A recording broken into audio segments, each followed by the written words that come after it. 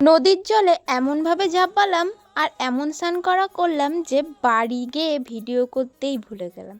Hey guys, আমি কোয়েল চলে এসেছি আবার একটা নিউ ভিডিও নিয়ে তোমাদের সাথে। আমি তো ছিলাম বেড়াতে গেছিলাম, তো সেখানে আমি নদীর ধারে স্নান করতে যাচ্ছিলাম। মানে নদীটা আগের অনেক ভিডিওতে তোমাদের দেখিয়েছিলাম, তো সেই নদীতে আমার স্নান করার ইচ্ছা ছিল। তাই আজকে লাস্টের দিন, মানে আমি বাড়ি আসবো আজকে, তো সেই কারণে ভাবলাম যে আজকে একটু যাই নদীতে স্নান করতে। তাই সবাই মিলে বেরিয়ে পড়লাম, কিন্তু আমি না স্নান করার উদ্দেশ্যে যাইনি। আমি গিয়েছিলাম ওখানে বসে, ওখানে নেটের খুব স্পিড, কারণ আমার যেখানে ছিলাম সেখানে 4G চলছিল, কিন্তু এই নদীর পাড়ে 5G চলছিল। তো সেই কারণেই আমার যাওয়া, কিন্তু সবাইকে স্নান করতে দেখে আমিও নেমে পড়েছিলাম।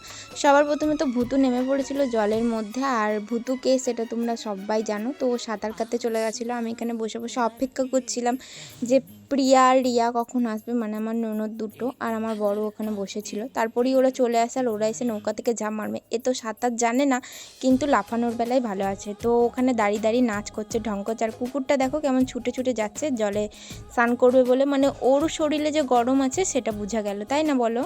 আর ওই যে নেমে পড়েছে রিয়া, ও তো জলে নেমে পড়েছে। আর এই যে নৌকাটাও ছেড়ে দিয়েছে, নৌকাটা এখন ওই পার যাচ্ছে। তোমাদের আগের ভিডিওটা বলেছিলাম না, এই নৌকাটার ভাড়া কিন্তু বেশি না, যেহেতু ঘাটটাও বেশি দূর না।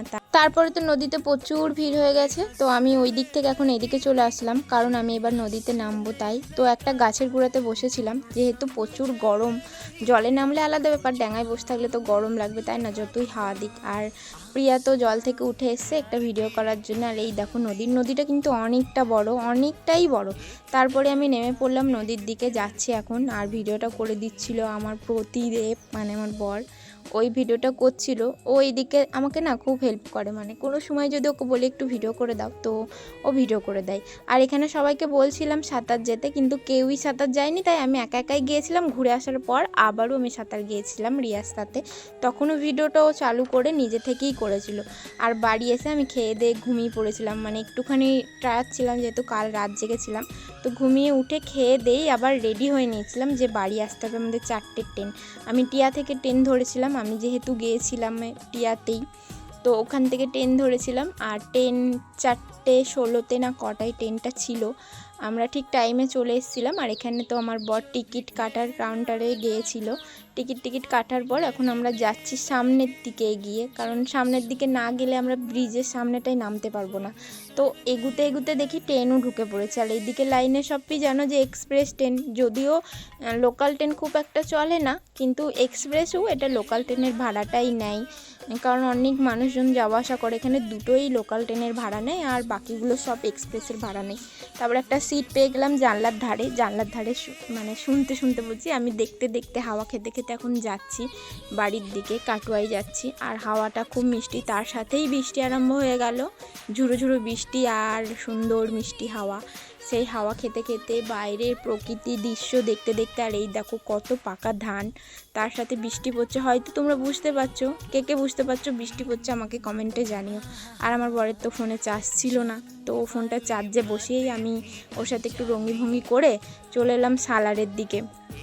সালারের এদিকে তো প্রচুর বৃষ্টি হচ্ছিল, দেখো কত বৃষ্টি হচ্ছে, তার সাথে রোদ। আগে শুনতাম যে রোদের সময় বৃষ্টি হলে নাকি শিয়ালের বিয়ে হয়, আর এখন আর সেগুলো কেউ বলে না। অনেক ছোট্টবেলায় শুনতাম যে রোদের মধ্যে বৃষ্টি হলে নাকি শিয়ালের সাথে বিয়ে হচ্ছে, ব্যাঙের বিয়ে হচ্ছে শিয়ালের সাথে। সালার স্টেশন থেকে এখন ছেড়েও দিল, আর আমি এই দেখো জানলার ধারে বসে বসে হাওয়া খাচ্ছি। সেই ক্লিপ ভিডিওটাও ও নিয়ে রেখেছিল, ও ভিডিওতে হেল্প করে বলেই আমার কিন্তু এসব ভিডিও করা। ও যদি হেল্প না করতো তাহলে হয়তো বিয়ের পর আমার ভিডিও করাটা সম্ভব ছিল না।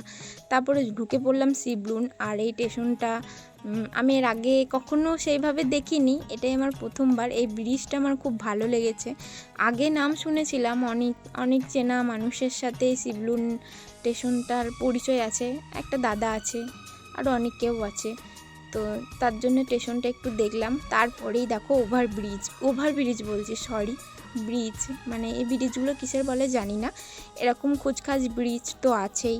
ব্রিজগুলো দেখতেও খুব সুন্দর, আর একটা ছোট্ট করে ভিডিও করে রেখেছিলাম। এখন তো স্টেশনের ধারে হাওয়া খেতে খেতে খেতে অজয়ের ব্রিজে চলে আসলাম। এটা হচ্ছে অজয়ের ব্রিজ, আর অজয়ের ঘাট, মানে অজয়ের ঘাট নিচে প্রচুর জল, ওই যে দেখতেই পাচ্ছ, এটা কিন্তু অজয়ের জল, অনেক দূর যাচ্ছে। এটা কাটোয়ার ঠিক কিছু মুহূর্ত আগের মানে ভিডিওটা। তারপরে দেখতে দেখতে আমরা কাটোয়াতেও ঢুকে পড়লাম। আর কাটোয়া ঢোকার সময় না ট্রেনটা প্রচুর স্লো চলছিল।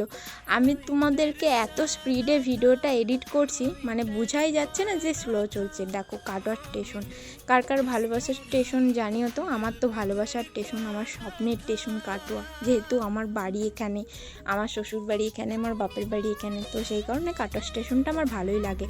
যদিও ওটা জংশন, তবুও ভালো লাগে, এখানে অনেক ট্রেন দেখতে পারি। আর ট্রেনটা ঠিক 2 নম্বরে দাঁড়িয়েছিল। আমরা এখন নেমেও পড়েছিলাম, নেমে এখন ওভারব্রিজ দিয়ে আমাদের যেতে হবে সেই 7 নম্বরে, কারণ আমাদের মোটরসাইকেলটা ওখানে রাখা ছিল। তাই বেশি দেরি না করে আমরা ওভারব্রিজ দিয়ে হাঁটা শুরু করে দিই। আর স্টেশনটা তোমাদেরকে একটু দেখাই কেমন লাগছে। এর আগে আমার অনেক ভিডিওতে হয়তো দেখেছো, এটা আমার ভিডিওটা প্রথম না। আমি এরকম ভিডিও টুকটাক অনেকই করি। তোমরা যারা আমার ভিডিওতে নতুন তারা আমার পেজটা ফলো করে রেখো, যাতে এরকম ভিডিও তোমরা দেখতে পারো। আমিও তোমাদের সাপোর্ট করবো অনেক, যদি একটা কমেন্ট আসে। তারপরে গ্যারেজে চলে গেছিলাম, আর গ্যারেজ থেকে আমার বর মোটরসাইকেলটা বের করে নিল। এই কাকার গ্যারেজে না আমার মোটরসাইকেলের ভাড়া দিতে গিয়ে মনে হচ্ছিল যে আমি পাগল হয়ে যাব। প্রায় 200 টাকা লেগেছে 6 দিনের ভাড়া, মানে একদিনে 30 টাকা করে। তারপরে চলে যাচ্ছিলাম একটু নগরের দিকে। চাবি ছিল, বাড়ির চাবি দিদা নিয়ে গেছিলো, তো ওখানেই গেছিলাম আমরা চাবি আনতে। চাবি তো এনে আমি বাড়িতে রেখে, ব্যাগপত্র রেখে আমি চলে গেছিলাম বাবার বাড়ি। আর বাবার বাড়ি থেকে এখন বাড়ি এসেছি প্রায় 12:30 বাজে। তখন একটা পার্সেল আনবক্সিং ভিডিও করছিলাম, তাই ভাবলাম তোমাদেরকেও এন্ড ভিডিও দিয়ে দিই। এখন দেখো প্রায় 12:30 বাজে। যাই হোক, ভিডিওটাকে এখানে স্টপ করছি। ভালো লাগলে লাইক কমেন্ট শেয়ার করো। দেখা হবে নিউ ভিডিওর সাথে। ভালো থেকো, সুস্থ থেকো, টাটা।